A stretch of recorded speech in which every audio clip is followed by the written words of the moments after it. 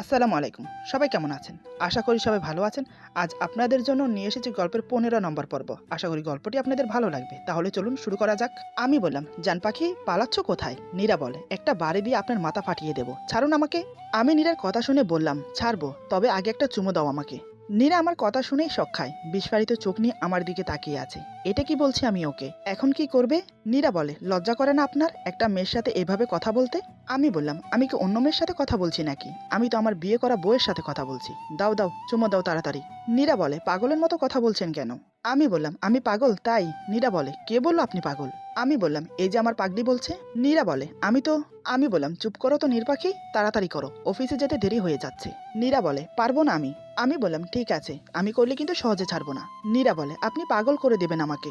আমি বললাম, তুমি যে আমাকে পাগল করে দিচ্ছ তার বেলায়? এদিকে আমি কথা বলতে বলতে আস্তে আস্তে নীরার পেটে হাত বুলাতে থাকি। নীরা আমার হাত খামছে ধরে। আমি বললাম, এখনো টাইম আছে, তাড়াতাড়ি দাও, আমাকে কিন্তু কন্ট্রোল হারা করো না। আমার কথা শুনে নীরা আমার মাথা টেনে কপালে একটা চুমো দেয়। আমি বললাম, এটা কি হলো? নীরা বলে, দেখলেন না কি হলো, ছাড়ুন এখন। আমি বললাম, আমি খেলবো না। নীরা অবাক হয়ে বলে, কেন? এখানে কে কি খেলছে? আমি বললাম, আমার এখানে চুমো চাই। এই বলে আমার ঠোঁট দেখিয়ে দিলাম। নীরা বলে, কি? পারবো না আমি। আমি নীরাকে জাপটে ধরে ওর পেটে হাত বুলাতে শুরু করি। নীরা আমার ছোঁয়া সহ করতে পারে না, তাই সে চট করে আমার ঠোঁটে নিজের ঠোঁট ডুবিয়ে দেয়, আবার চট করেই ছেড়ে দেয়। আমার থেকে দূরে সরতে চাইলে আমি নীরাকে টেনে আবার কিস করি। আমি নীরাকে ছেড়ে দিয়ে ওর কপালে আলতো করে একটা চুমো দেই। আমি বললাম, নীর পাখি? নীরা বলে, হুম। আমি বললাম, হাত খুব জ্বলছে না? ফুপির হয়ে আমি তোমার কাছে মাপ চাইছি। আমি চাই না আমার জানটাকে কেউ কোনো রকম কষ্ট দিক। আমি আমার ফুপিকে ভালোবাসি, সম্মান করি, কিন্তু তুমি আমার জান। আমি চাই না কারো কাছ থেকে তুমি কোনো কুকথাও শোনো। আমি জানি ফুপো হয়তো তোমাকে মেনে নেয়নি, কারণ ওনার মেয়ে আমাকে বিয়ে করতে চেয়েছিল। আর ফুপি আমার খারাপ চায় না। ফুপি কিছু বললে তুমি মাইন্ড করো না, উনি যাই বলুক আমাকে বলবে। একটা কথা মনে রেখো, নিজের চাইতো আমি তোমাকে বেশি ভালোবাসি। তোমার কিছু তো অসুবিধা হোক আমি চাই না। বাসায় ভালো না লাগলে আমার কাছে চলে যাবে, বুঝলে? নীরা বলে, হুম। আমি বললাম, আচ্ছা আমি রেডি হয়ে আসি। এই বলে আমি ওয়াশরুমে চলে গেলাম। নীরা রুম থেকে বেরিয়ে এসে দেখে ফুপি মাকে ধমকাচ্ছে। নীরা মনে মনে বলে, ডাইনি বুড়িটা আবার এখানে এসে মামুনের পিছনে লেগেছে, দাঁড়াও দেখাচ্ছি। এই ভেবে নীরা রুমে এসে আমার হাত ধরে টেনে টেনে নিয়ে যাচ্ছে। আমি বললাম, আমাকে কোথায় নিয়ে যাচ্ছ? নীরা বলে, চুপ, আমার সাথে আসুন। আমি কিছু না বলে ওর সাথে গেলাম। নীরা আমাকে আড়ালে দাঁড় করিয়ে ফুপির কথা শোনাচ্ছে। ফুপি বলে, আমাকে না জানিয়ে ওই মেয়েকে বাসায় তোলার সাহস হয় কি করে তোদের? মা বলে, আমরা তো জানতাম না মিরাজ বিয়ে করেছে, আপনার ভাই মেনে নিয়েছে। তার থেকে বড় কথা হলো মিরাজ মেয়েটাকে অনেক ভালোবাসে। আর আমরা কি করতাম বলেন? ফুপি বলে, খুব পাখনা বেড়েছে তোদের ওই মেয়েকে নিয়ে, পাখনা কেটে দেবো আমি। ফুপির কথা শুনে আমি নীরার দিকে তাকিয়ে আছি, আর নীরা আমার দিকে। পরে নীরা আমাকে রুমে নিয়ে আসে। নীরা বলে, আমি কিছু মনে করিনি, উনি তো আমাকে পছন্দ করেন না, তাই এমন বলছে। কোনো ব্যাপার না, উনি আপনার কোনো ক্ষতি করবেন না, খুব ভালোবাসে তো আপনাকে। আর মামনি বা কি করবে, বারবার এমনই চলে আসছে। উনি তো মামনিকেও পছন্দ করেন না, আর আমাকেও। উনি মামনির সাথে যে বিহেভিয়ার করে আমার সাথেও করবে, এটাই সিম্পল। নীরার কথা শুনে আমার খুব রাগ হলো। আমি কিছু না বলে অফিসের জন্য বের হয়ে গেলাম। আমাকে আসতে দেখে ফুপি বলে, কিরে খাবি না? আয়, তোর জন্য বসে আছি, বৌমাকে নিয়ে আয়। আমি ফুপির কথার উত্তর না দিয়ে মাকে বললাম, মামনি নাস্তা রেডি করে নীরাকে আমার কাছে পাঠিয়ে দাও। মা বলে, আচ্ছা বাবা। ফুপি কিছু বলতে যাবে তার আগে আমি বেরিয়ে যাই। এরই মধ্যে নীরা আসে। ফুপি বলে, এই মেয়ে, তুমি ওকে কি বলেছ? নীরা বলে, কেন, আপনি কিছু করেছেন নাকি বলার মতো? ফুপি বলে, শোনো মেয়ে, বেশি বার বেরো না। তুমি কি মনে করেছো আমি কিছু বুঝি না? নীরা বলে, আপনি কি মনে করেন আমি জানি না? ফুপি, আমার কোনো ভুল হলে আমার ভুল শুধরিয়ে দিন, কিন্তু আমাকে এভাবে বকছেন কেন? ফুপি বলে, তুই? কথাটা শেষ করার আগে আমি এসে বললাম, কি হচ্ছে এখানে? নীরা বলে, না কিছু না। আমি বললাম, ফুপি, আমি তোমাকে অনেক ভালোবাসি, এমন কিছু করো না যাতে তোমার সম্মানটা আমার কাছে কমে যায়। ফুপি বলে, বাবা আমি তো শুধু। আমি বললাম, আমি যা বলার বলেছি। নীরা 5 মিনিটের মধ্যে আমার খাবার রেডি করে নিচে আসো, আমি গাড়িতে ওয়েট করছি। নীরা বলে, না আমি যাব না। আমি বললাম, রেডি হতে হবে না। এই বলে আমি নীরার হাত ধরে টানতে টানতে নিয়ে চলে গেলাম। আমি বললাম, গাড়িতে বসো। নীরা বলে, শোনেন না প্লিজ।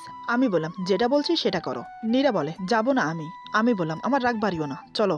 নীরা বলে, দেখুন আমি পালিয়ে যাওয়ার মতো মেয়ে না, ফুপির মন আমি জয় করে নেব। আমি বললাম, তোমার কিচ্ছু করতে হবে না, কে তোমাকে মানলো না মানলো এতে আমার কিছু যাবে আসবে না।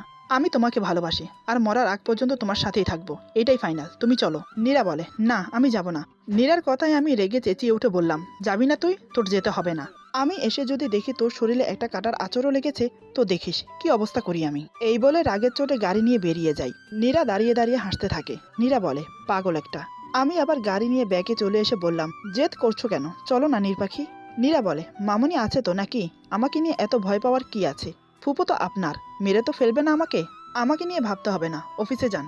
আমি নীরাকে জড়িয়ে ধরে কপাল একটা চুমো দিয়ে গাড়িতে উঠে যাই। আমি বললাম, আমি তাড়াতাড়ি চলে আসবো জান পাখি, আমার নীর পাখিটার খেয়াল রেখো। এই বলে আমি চলে গেলাম। নীরা এখনো আমার চলে যাওয়ার দিকে তাকিয়ে আছে। তিশা এসে বলে, কি গো ভাবি? নীরা বলে, বলো ননদিনী। তিশা বলে, খুব ভালোবাসো না আমার ভাইটাকে? নীরা বলে, একদমই না। তিশা বলে, তাই? নীরা বলে, হ্যাঁ তাই। টিসু বেবি, কারণ তোমার ভাই হার্ড আমার, তাকে ভালোবাসতে যাবো কেন? তিশা বলে, এত শক্ত ভাষা বুঝি না, যাই হোক তোমার হাত ঠিক আছে তো? নীরা বলে, আমার হাতে আবার কি হয়েছে? তিশা বলে, এটা কোনো প্রশ্ন হলো? যে ফাইট আজ সকালে হয়ে গেল তোমার হাতের জন্যই তো। তুমি কি যে করো না ভাবি, গরম চা নিয়ে এভাবে কেউ নিজের সাথে এমন করে? নীরা বলে, ও কামন টিসু বেবি, চা তো গরম ছিল না। তিশা অবাক হয়ে বলে, মানে? নীরা বলে, ফুপু এতটা সময় নিয়ে চা খাচ্ছিল, চা তো ঠান্ডা হয়ে গেছে। তোমার কি ধারণা আমি এতটাই বোকা? আমার নামও নীরা। তিশা বলে, না না, তুমি তো আমার সুইট ভাবি। এরই মধ্যে আমি ফোন দিই নীরাকে। তিশা বলে, কি চালু হলো তো লাভ কল, ক্যারি অন। বলে তিশা চলে গেল কলেজে। নীরা ফোন নিয়ে রুমে গিয়ে কল রিসিভ করে। নীরা বলে, আমি বললাম, নীর পাখি কই তুমি? নীরা বলে, বিএফ এর সাথে ফুচকা খাচ্ছি। আমি বললাম, এটা কেমন কথা?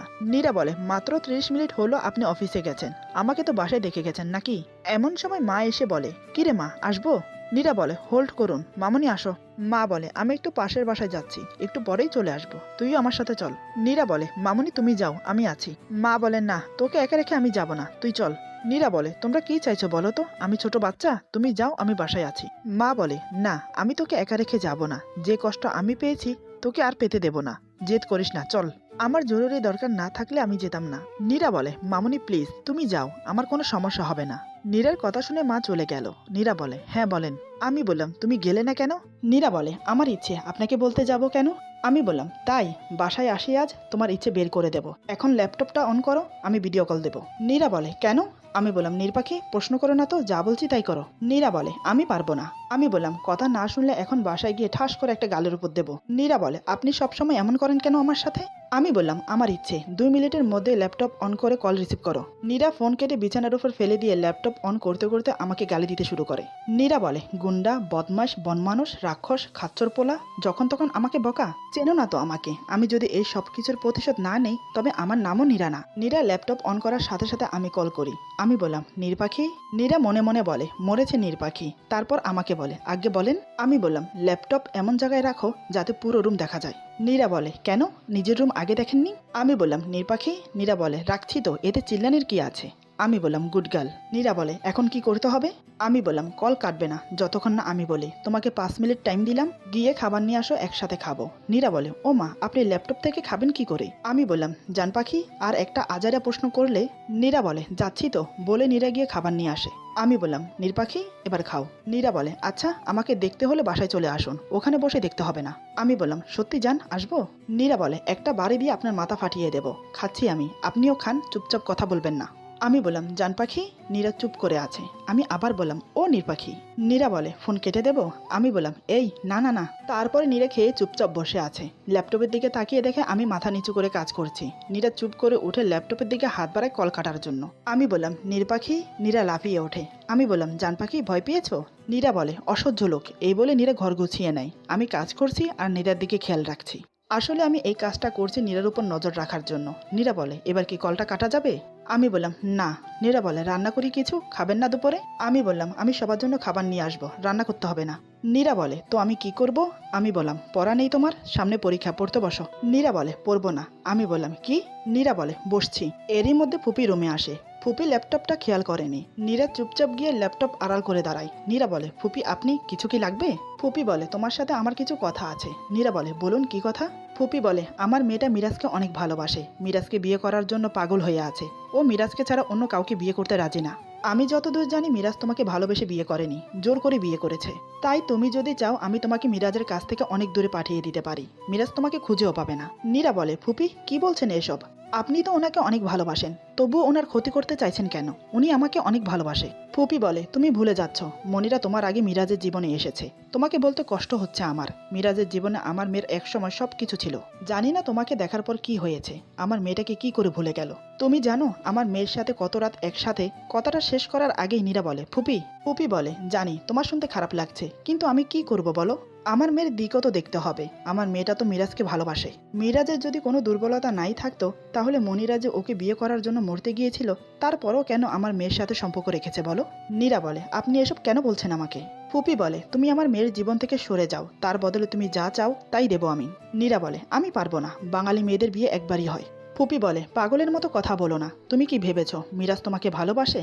না, তোমার উপর শুধু ওর নেশা লেগেছে। নেশা কেটে গেলে ছুঁড়ে ফেলে দেবে তোমাকে। আমার কথা শোনো, এখনো সময় আছে। তুমি কি জানো অফিসের নাম করে ও কোথায় যায়? আমার মেয়ের কাছে যায়। এখন তুমি যা ভালো বুঝো। বলেই ফুপি বের হয়ে গেল। ফুপির কথা শোনার সাথে সাথে নীরার পায়ের নিচে মাটি সরে গেল। নীরা ধূপ করে মাটিতে বসে পড়ল। এদিকে আমি সব শুনে মাথা ভোঁ ভোঁ করে ঘুরছে। আমি বললাম, নীর পাখি আমার কথাটা শোনো। নীরা উঠে ল্যাপটপের দিকে না তাকিয়েই ল্যাপটপ বন্ধ করে দিল। তারপর নীরা চুপচাপ বসে কান্না করতে থাকে। নীরা বলে, তুমি সত্যি ওই পেতনিটাকে ভালোবাসো? আমি কি সত্যি তোমার কাছে কোনো পুণ্যের মতো?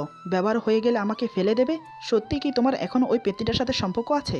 তাহলে এতদিন যা ভেবেছি সব ভুল, নাকি ওই ডাইনিটা আমাকে ভুল বোঝালো? কিন্তু একটা কথা তো ঠিক, সবকিছু জানার পরে ও কেন মনিরের সাথে সম্পর্ক রেখেছে? সত্যি কি আমি ওর নেশা? ও কি সত্যি ওই শাকচুন্নির সাথে রাত? না না, ও এমনটা করতে পারে না। ও আমাকে অনেক ভালোবাসে। ওই মুটকি চালের বস্তা রাশিয়ান গাড়ি আমাকে মিথ্যে বলেছে। আমি ওর কথা বিশ্বাস করি না। কোথাও যাব না আমি। এটা আমার সংসার। সবকিছুতে শুধু আমার অধিকার আছে, শুধু আমার। মিরাজ শুধু আমার। আমি ওকে ছেড়ে কোথাও যাব না। কিন্তু ও তো, সত্যিই তো আমি ওদের মাঝখানে চলে এসেছি। তাহলে তো আমারই চলে যাওয়া উচিত। কারণ একটা মেয়ে হয়ে আমি কি করে অন্য একটা মেয়ের ক্ষতি করতে পারি? আমি চলে যাব তোমার জীবন থেকে। নীরা এক রাশ কষ্ট নিয়ে উঠে ওয়াশরুমে চলে যায়। গোসল করে খুব নর্মাল একটা শাড়ি পরে নেয়। সব গহনা খুলে রেখে একদম সাদামাটা হয়ে তিশাকে ফোন দেয়। তিশা বলে, হ্যাঁ ভাবি বলো। নীরা বলে, তোমার ভাইকে দেখে রেখো। তিশা বলে, কেন, বাপের বাড়ি যাবে? নীরা বলে, না, মরতে। তিশা বলে, ভাবি ফাজলামো করো না তো, কি হয়েছে বলো।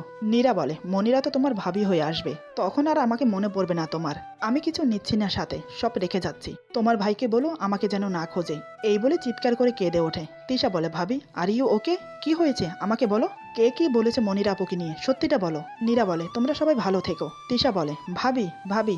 নীরা ফোন কেটে দেয়। তিশা আর দেরি না করে তাড়াতাড়ি গাড়িতে উঠে বেরিয়ে আসে। নীরা কান্না করতে করতে রুম থেকে বেরিয়ে বাসা থেকে বের হতে যাবে, তখনই ফুপি বলে, তাহলে আমার কথা শুনলে, এতে তোমারই ভালো, সাথে ওদেরও। নীরা কোনো কথা বলে না। ফুপি বলে, চলো, তোমার কষ্ট করতে হবে না, আমি নিজেই দরজা খুলে দিচ্ছি।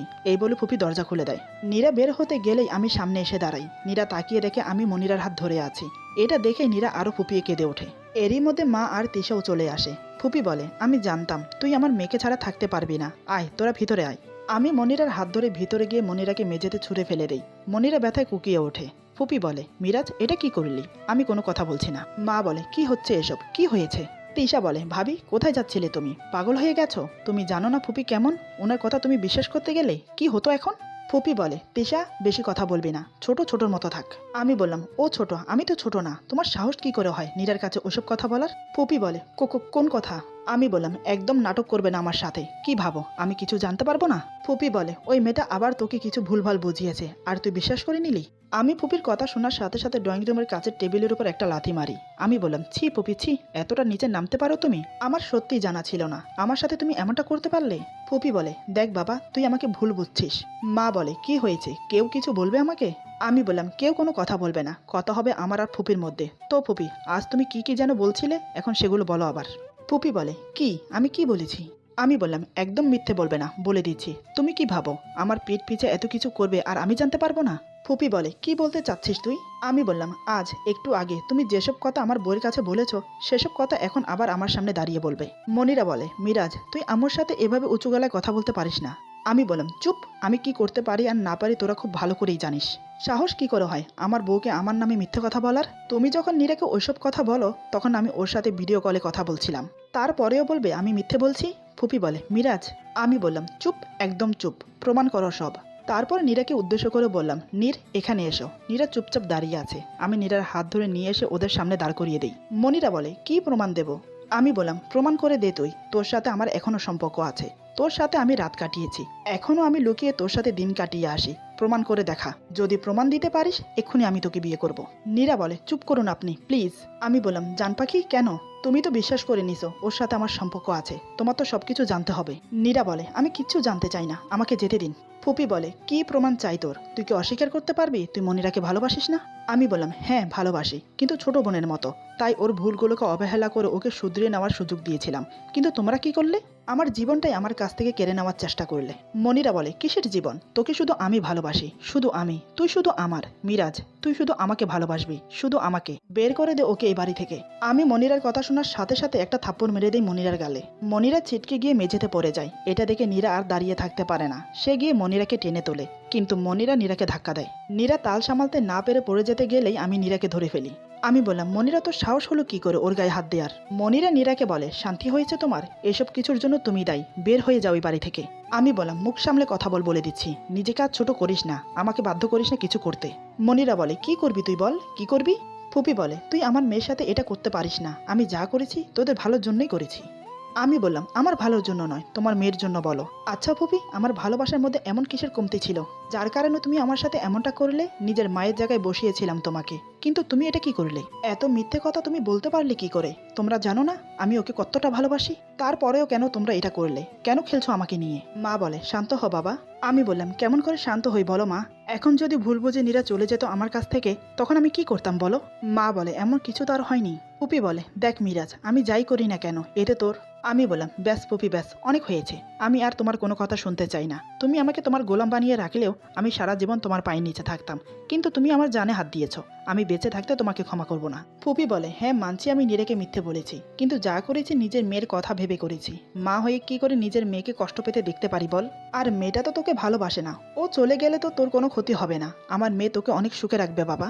আমি বললাম, ও আমাকে ভালোবাসুক আর নাই বাসুক, ওকে আমার সাথেই থাকতে হবে। তারপর নীরার সামনে গিয়ে বললাম, আর এই যে তুমি, আজই লাস্টবার তোমাকে মাফ করছি। এরপরেও যদি আমাকে ছেড়ে যাওয়ার কথা মাথাতেও আনো, তাহলে সবার সামনে বলছি, আমার চেয়ে খারাপ কেউ হবে না। হাত পা ভেঙে আমার ঘরে বসিয়ে রাখবো, এর একটা কথাও মিথ্যে হবে না।